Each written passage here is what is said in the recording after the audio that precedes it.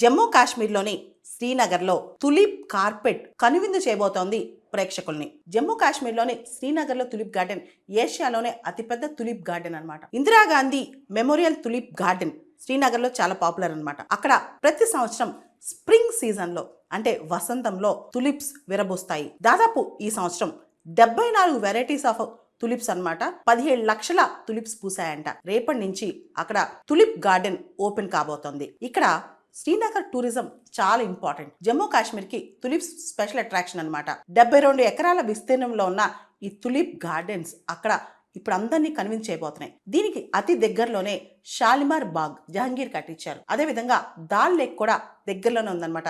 శ్రీనగర్లోని dal lake పర్యాటకులకు ప్రత్యేకమైన ఆకర్షణ అన్నమాట. అసలు ఈ తులిప్స్ ప్రపంచవ్యాప్తంగా చాలా ఫేమస్. మనకు తెలుసు నెదర్లాండ్స్, హాలండ్ కూడా అంటాం.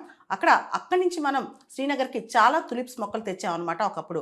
నెదర్లాండ్స్లో tulip festival, Istanbul tulip festival, కెనడాలో తులిప్ ఫెస్టివల్ చాలా ఫేమస్. ఒకప్పుడు నెదర్లాండ్స్లో తులిప్ బబ్బుల్ అనేది కూడా ఉండేదన్నమాట. చాలా మంది తులిప్స్కి ఆకర్షితులై తులిప్స్ రేట్లు పెరుగుతున్నాయని చాలా మంది ఇన్వెస్ట్ చేశారు. ఓవరాల్గా అందరూ ఇన్వెస్ట్ చేశారు, ఒకటేసారి మొత్తం అది ఫ్లాప్ అయిపోయిందనమాట.